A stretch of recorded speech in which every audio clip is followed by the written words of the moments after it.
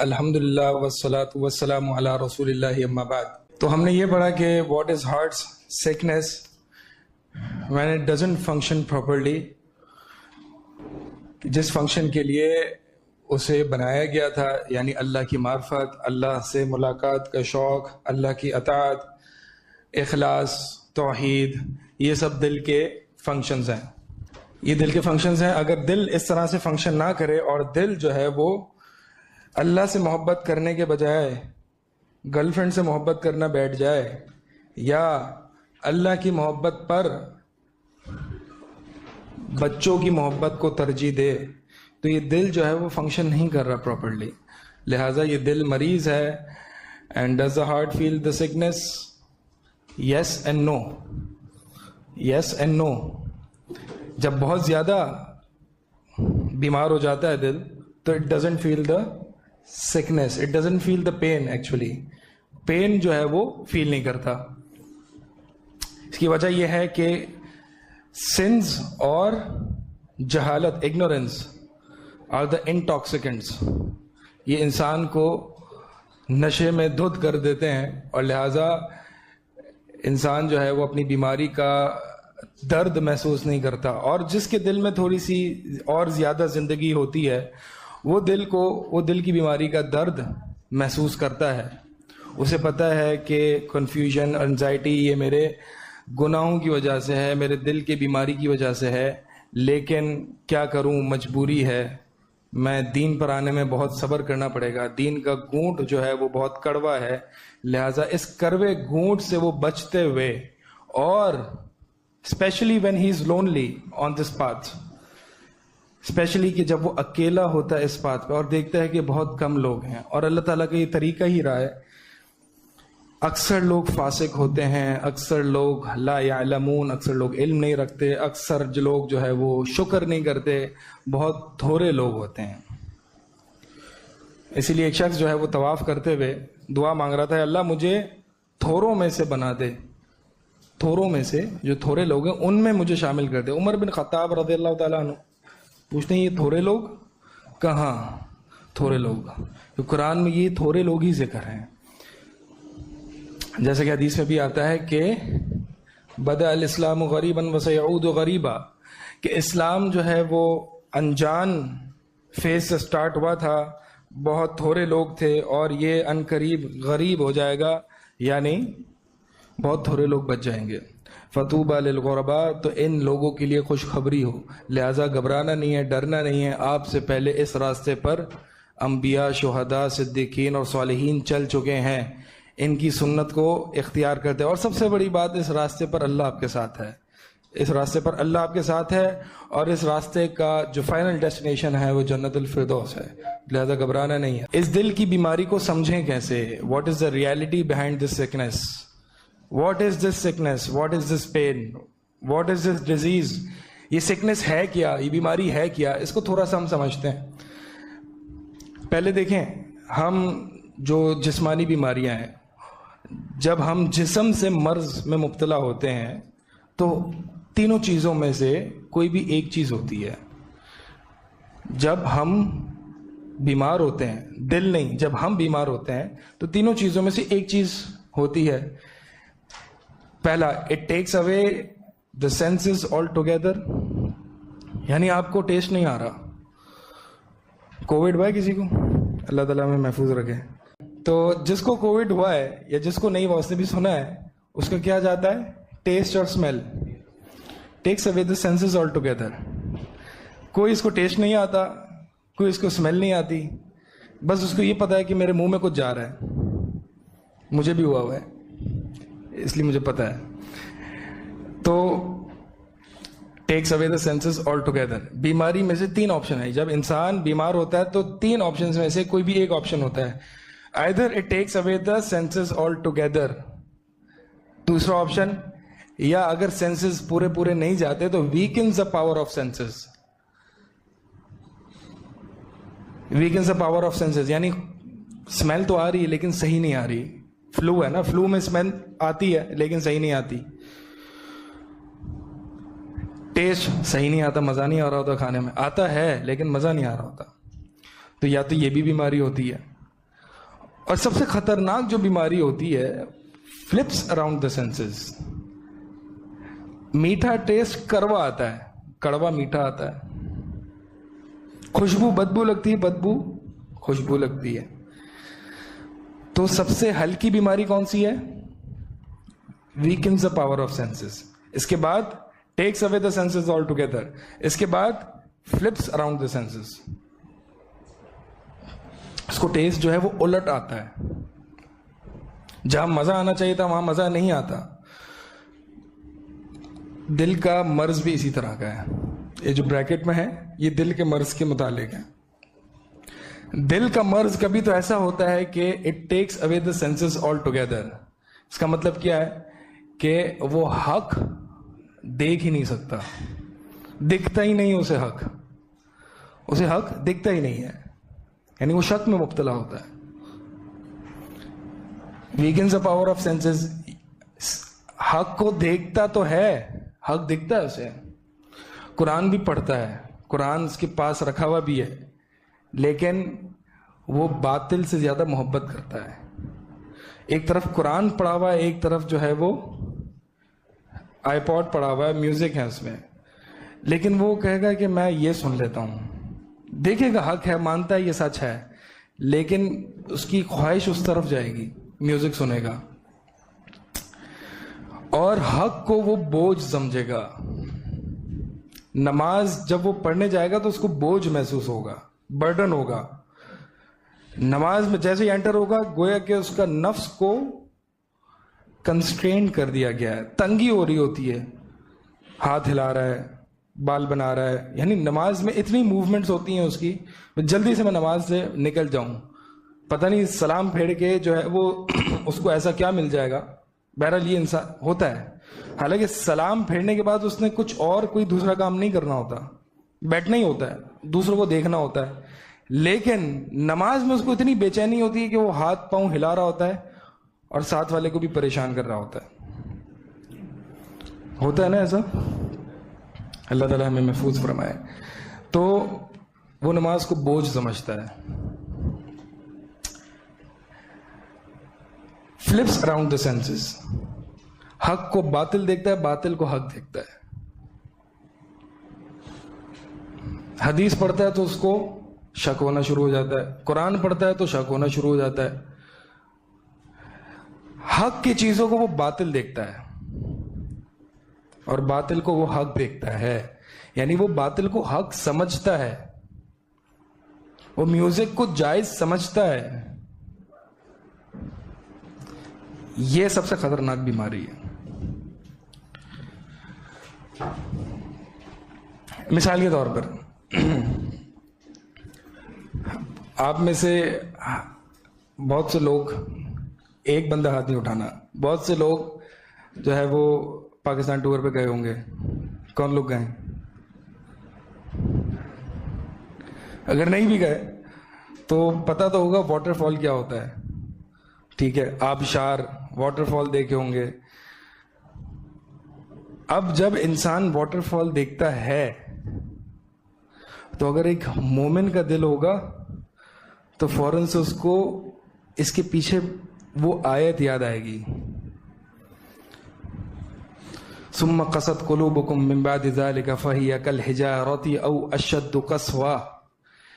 تمہارے دل سخت ہو گئے, پتھر کی طرح ہو گئے, بلکہ پتھر سے بھی سخت, بلکہ پتھروں میں سے بھی جو ہے وہ پانی پھوٹتا ہے اللہ کی خشیت سے.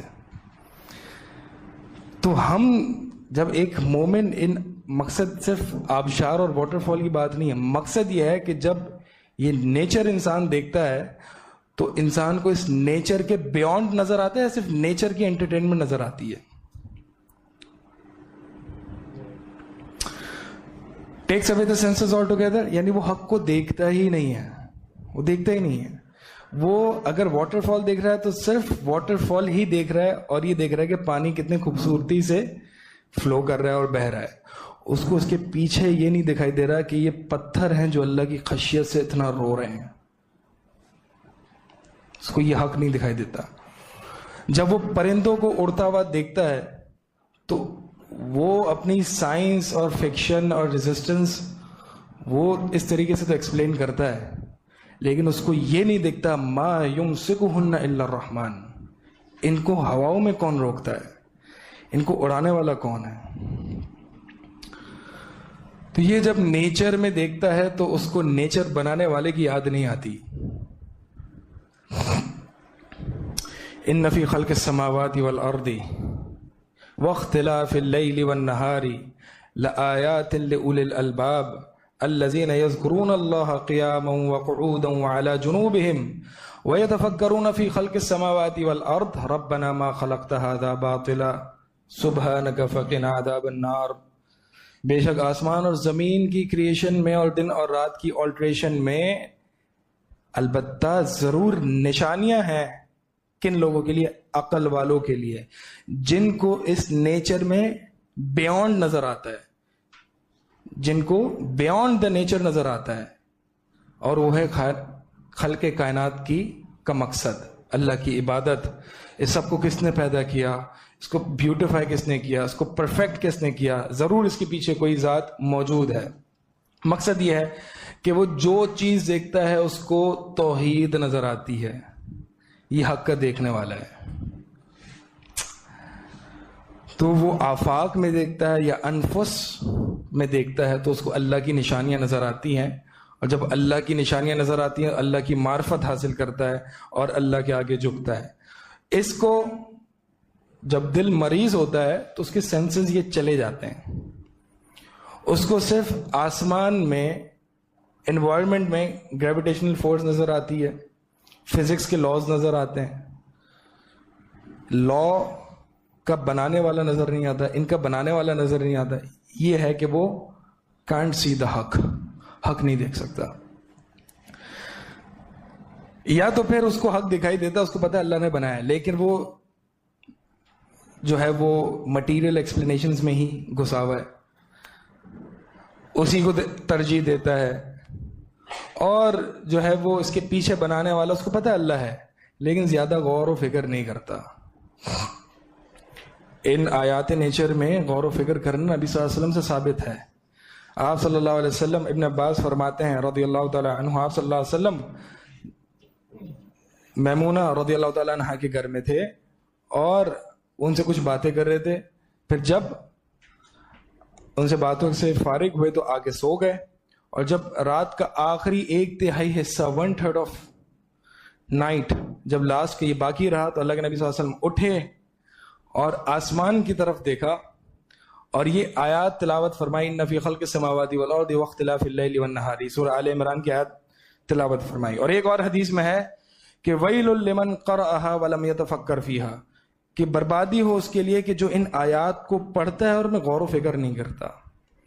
تو یہ نیچر، آج کا انسان جو ہے، آج کا بچہ ایک بڑی کلوزڈ انوائرمنٹ میں رہتا ہے. اسکول کی بلڈنگ سے آ کے گھر کے کمرے میں وہ گیجٹس میں، گیمز میں، اس کو یہ چیزیں دیکھنے کو ملتی ہی نہیں ہیں. نیچر دکھانا چاہیے بچوں کو بھی، اور ہمیں خود بھی نیچر دیکھنا چاہیے. ایک فیلنگ آف آ آتی ہے. اب ہوتا یہ ہے کہ جب بچے gadgets, buildings, man made creations جب اسی میں پلے بڑے ہوتے ہیں تو آ جو ہے بچوں کی اس ڈیجیٹل ایج میں یہی ہوتی ہے. یعنی اس کو جو ہے وہ برج خلیفہ دیکھ کے آ آ رہی ہے، لیکن آسمان کے تارے دیکھ کے آ نہیں آ رہی. آ مطلب فیلنگ آف آ، ایک سرپرائزنگ، یعنی واو، کیا اللہ تعالیٰ کی پرفیکشن ہے، کیا بیوٹی ہے اللہ کی. تو جب بچوں کو، ہم خود اس ایج میں جب بڑے ہوں، ایک ڈیجیٹل ایج میں، تو ہمیں ڈیجیٹل ایج ہی آ میں ڈالے گی. یہ پرندے افلا ینظرون الی الابل کیف خلقت، کیا یہ دیکھتے نہیں ہیں اس اونٹ کی طرف کس طریقے سے یہ پیدا کی گئی ہے. بڑی اللہ کی عجیب مخلوق ہے، ہم نے جو ہے وہ اس پر غور نہیں کیا.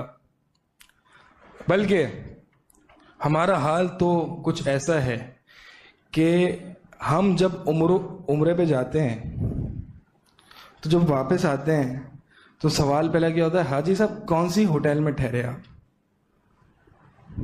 کون سی ہوٹل میں ٹھہرے؟ جی میں مکہ ٹاور میں، میں زمزم ٹاور میں. او بھائی وہاں پہ تو کم از کم انسان غور و فکر کر لے، اللہ کی نشانیاں وہاں موجود ہیں. کتنا ایمان لے کے آئے ہو، ایمان میں کتنی زیادتی ہوئی ہے. کتنا ایڈیشن ہوا ہے, کیا ویلیو ایڈ ہوئی ہے ایمان میں. یہ سارے سوال ہے جو انسان کو اپنے آپ سے اور دوسروں کو کرنے چاہیے. لیکن البیک کھایا وہاں سے آگے آپ نے, کیا اس کی چکن ہوتی ہے, وہاں پہ بھی جا کے مٹیریلزم. ٹھیک ہے کھانا منع نہیں, اس کی بات نہیں ہے, لیکن کم از کم سوالات سے تو اندازہ ہوتا ہے نا انسان کو کہ وہ کیا کر کے آیا وہاں پہ. بہرحال تو انسان کو حق کی جگہوں پر بھی حق نہیں دکھتا, وہ اس کو ایز اے انٹرٹینمنٹ یا ایز اے سائنٹیفک ایکسپلینیشن لے کے اس کے پیچھے جو مقصد ہے ربنا ما خلقت ھذا باطلا سبحانک فقنا عذاب النار. یعنی جب یہ عقل والے آیات کونیہ پر, نیچر پر غور و فکر کرتے ہیں تو کرتے ہیں ہمارے رب تو نے یہ سب فالتو پیدا نہیں کیا بلکہ ایک بڑے عظیم مقصد کے لیے پیدا کیا ہے, اور یہ عظیم مقصد کیا ہے؟ اللہ کی عبادت ہے. پھر اس کے بعد جو ہے وہ فلپس اراؤنڈ دا سینسز. آیات کونیہ کو, نیچر کو انسان دیکھتا ہے لیکن اس کو حق میں باطل دکھائی دیتا ہے. یعنی اس کو اب یہ دکھائی دے رہا ہے کہ یہ جو ہے, یہ جو نیچر ہے, یہ جو واٹر فال ہے, یہ چاند سے بنا ہے, یہ دنیا کائنات چاند سے بنی ہے. بجائے اس کے کہ وہ اللہ کی معرفت تک پہنچتا, وہ اللہ کے انکار پر پہنچ گیا. سب سے خطرناک بیماری. لہذا اس سے ہمیں جو ہے وہ آگاہ رہنا چاہیے کہ ہم اپنے آپ کو چیک اینڈ بیلنس میں ڈالیں کہ ہم ان چیزوں کو دیکھ کر, صرف آیات کونیہ نہیں ہیں, ہر وقت اللہ کی نشانیاں ہمارے پاس موجود ہیں. ہم خود وفی انفسکم افلا تبصرون, کہ تمہارے اندر ہی نشانیاں بہت ہیں, کیا تم غور و فکر نہیں کرتے, دیکھتے نہیں ہو؟ تمہاری بصیرت, تمہارا ویژن کہاں چلا گیا ہے؟ تو ہر چیز میں جب انسان دیکھے, حتیٰ کہ وہ لقمہ بھی اٹھا اور کھانا بھی کھائے, تو اس کو یہ احساس ہونا چاہیے کہ یہ رزق کتنے پروسیسز سے آگے, اسٹیجز سے آگے میرے پاس آیا ہے. بہرحال ہر وقت جو ہے وہ اللہ اس کو یاد ہو, ہر چیز میں اللہ کی توحید, اللہ کا مقصد, عبادت, سنت, یہ ساری چیزیں جو ہے وہ انسان کو یہ ملحوظ رکھتا ہے. یہ ملحوظ نہیں رکھتا بلکہ اس کو جو ہے وہ اس میں انٹرٹینمنٹ یا جو ہے وہ ایسے ہی حق نظر نہیں آتا. 3 پرنسپلز فار ہیلتھ کیا ہے؟ ایک جسم کی ہیلتھ کے لیے 3 پرنسپلز کیا ہیں؟ 3 پرنسپلز یہ ہیں. The first one is strong immunity, قوت مدافعت. قوت مدافعت. امیونٹی جتنی اچھی ہوگی, ڈیزیزز اتنا جو ہے وہ پریونشن ہوگی. اس کے بعد جو ہے وہ safeguard from harmful substances, یعنی کوئی برے ذرات یا بری چیزیں, جراثیم اور اس طرح کی چیزوں سے جو ہے وہ اپنے آپ کو سیف رکھا جائے, اپنا بچاؤ کیا جائے. اور پھر third one is getting rid of harmful substances. اگر ہارمفل سبسٹینسز آ جاتے ہیں, جراثیم آ جاتے ہیں یا وائرس آ جاتا ہے, تو گیٹنگ ریڈ آف اٹ, یعنی آپ کو جو ہے وہ ان گندے ذرات سے جو ہے وہ اپنے آپ کو ریڈ آف کرنا ہے. تو یہی پرنسپل اپلائی ہوتے ہیں for the health of heart, دل کی صحت کے لیے. اسٹرانگ امیونٹی یعنی ایمان. ایمان جو ہے وہ ایک امیونٹی ہے انسان کی. یہ ایمان ڈیسائڈ, جتنا اسٹرانگ لیول آف ایمان ہوگا وہ اتنا ہی اس کی قوت مدافعت ہوگی دل کے امراض کے خلاف. پھر اس طرح جو ہے وہ ہارمفل سبسٹینسز کیا ہیں؟ گناہ, شکوک, شبہات, ان سے اپنے آپ کو بچانا, دور بھاگنا, گناہ نہ کرنا, شکوک, شبہات اور یہ ساری چیزیں, ان سے اپنے آپ کو بچانا. اور اگر کبھی گناہ ہو جائے تو third one is getting rid of harmful substances by توبہ. توبہ کر کے ان سے جو ہے وہ اپنے آپ کو چھٹکارا دلانا. تو یہ ہیلتھ کے لیے بہت ضروری ہے. اگر یہ ہارمفل سبسٹینسز دل پر آ جائیں اور اس کو صحیح وقت میں ہٹایا نہ جائے تو پھر کیا ہوگا؟ نبی صلی اللہ علیہ وسلم فرمایا کہ اذا اخطأ العبد خطیئۃ نکتت فی قلبہ نقطۃ سوداء. جب کوئی شخص گناہ کا کام کرتا ہے تو اس کے دل میں ایک بلیک اسپاٹ, کالا داغ آ جاتا ہے. پھر جب وہ توبہ کرتا ہے, استغفار کرتا ہے, تو وہ داغ ہٹا دیا جاتا ہے. اگر وہ توبہ اور استغفار نہیں کرتا تو بار بار بلیک اسپاٹس آتے رہتے ہیں, حتیٰ کہ وہ دل زنگ آلود ہو جاتا ہے, کلا بل ران علی قلوبہم ما کانوا یکسبون، بلکہ ان کے دلوں پر زنگ پڑ گیا ہے بسبب اس کے جو وہ اعمال کیا کرتے تھے. تو لہٰذا getting rid of harmful substances is very important for the health of your heart. بار بار توبہ کی جائے، گناہوں سے پاک کیا جائے اور گناہوں کو چھوڑا جائے. اول تو گناہ کیے نہ جائیں، اور گناہ چونکہ ہو جاتے ہیں، انسان ہے، خطا ہوتی ہیں، لہٰذا ان کو فوراً سے نکال دیا جائے. اور اول تو یہ اس کی امیونٹی بڑھائیں. امیونٹی جتنی اسٹرانگ ہوگی، ایمان جتنا اسٹرانگ ہوگا، تو یہ ہارمفل سبسٹینسز آئیں گے ہی نہیں. ریپیل، یہ اسٹرانگ امیونٹی ہارمفل سبسٹینسز کو ریپیل کرتی ہے، دور بھگاتی ہے، ریزسٹ کرتی ہے. تو ایمان جتنا ہوگا گناہ اس کے اتنے قریب نہیں آئیں گے. اگر بالفرض آ بھی جاتے ہیں تو توبہ کے ذریعے جو ہے وہ اس کو جو ہے وہ نکالا جائے. پھر یہاں پہ ایک لائن لکھی ہوئی، a small amount of harmful substance harms a sick person in a way that he isn't able to resist it. بہت امپورٹنٹ پوائنٹ ہے یہ. اس کا مطلب یہ ہے کہ ہارمفل سبسٹینس یہاں پہ کیا ہے؟ گناہ، شک، شہوت پرستی. اگر ایک شخص کا دل بیمار ہے تو تھوڑا سا گناہ بھی اس کو بہت تکلیف دے گا، بہت ڈسٹرکشن کی طرف لے جائے گا. ایک انسان بیمار ہے، ایک انسان کا فلو ہے، اس کو آپ کولڈ ڈرنکس پلا رہے ہیں اور بری چیزیں کھلا رہے ہیں، تو اس کا مرض کیا ہوگا؟ بڑھے گا، حتیٰ کہ وہ ہلاک نہ ہو جائے. تو اسی طرح جو ہے وہ انسان کے دل کا معاملہ ہے. اگر انسان کا دل آلریڈی مریض ہے اور آپ اس کو گناہ اور شہوت پرستی فیڈ کر رہے ہو، دوائی کے بغیر آپ اس کو شہوت اور شبہات فیڈ کر رہے ہو، تو یہ انسان جو ہے وہ مزید مرض میں اضافہ ہوتا ہے. اور اس کو تھوڑا سا بھی جو ہے وہ گناہ بہت زیادہ نقصان پہنچاتا ہے. کیسے پتہ چلے گا دل میرا بیمار ہے؟ پہلا سمٹم تو یہ ہے، بری غذا کو اچھی غذا پر ترجیح دے گا. روح کی غذا کیا ہے؟ اطاعت، ایکٹس آف اوبیڈینس، اللہ کا ذکر، یہ روح کی غذا ہے. اس روح کی غذا اور یہ دل کی غذا جو ہے، اس کو مینٹین کرنے کے لیے یہ غذا دینی پڑے گی، اس کو فیڈ کرنا پڑے گا. تو بیمار دل کیا کرتا ہے؟ وہ خبیث غذا کو طیب غذا پر ترجیح دیتا ہے. یعنی وہ میوزک کو قرآن پر ترجیح دے گا، موویز کو احادیث پر ترجیح دے گا. ٹھیک ہے، اسی طرح اس کو یہ پسند ہوگا کہ میں لوگوں میں سوشلائز کروں. لوگوں کی کمپنی اس کو زیادہ پسند ہوگی، اللہ کی کمپنی اس کو پسند نہیں ہوگی. اللہ کی کمپنی کیا ہے؟ اللہ سے مناجات کرنا، اللہ سے مناجات کرنا، اللہ سے باتیں کرنا، راتوں کو اٹھ کے اللہ کو پکارنا، یہ اللہ کی کمپنی ہے. اس کو اس کمپنی میں اتنا مزہ نہیں آتا، اس کو لوگوں کے ساتھ مزہ آتا ہے. سورہ یونس میں اللہ تعالیٰ فرماتے ہیں کہ ان کو ایک گھڑی یہ دنیا کی زندگی میں گزار کے آئے، یتعارفون بینہم، اور وہ بھی آپس میں جو ہے وہ تعلقات قائم کرنے میں، آپس میں ایک دوسرے کو جاننے میں، اپنی سورسز بنانے میں اس میں گزار دی. یتعارفون بینہم، ایک دوسرے کو جاننے میں گزار دی. اتنا چھوٹا سا دنیا کا حصہ وہ گزار کے آئے، بجائے اس کے کہ وہ اللہ کے ساتھ تعلق قائم کرتے، اللہ کی کمپنی میں بیٹھتے، وہ لوگوں سے تعارف حاصل کرتے رہے، تعارف بناتے رہے، تعلقات بناتے رہے، سورسز بناتے رہے کہ یہ لوگ جو ہے وہ ہماری مصیبت میں کام آئیں گے. اس کو اللہ یاد نہیں آیا. تو یہ جو ہے اللہ کی معرفت، لوگوں کی معرفت کو، لوگوں کے ساتھ سوشلائزیشن کو اللہ کے ساتھ، اللہ کی کمپنی اور اللہ کی معرفت پر ترجیح دیتا ہے. گناہوں کو اطاعت کے کاموں میں ترجیح دیتا ہے. تو یہ پہلی چیز ہے اس کی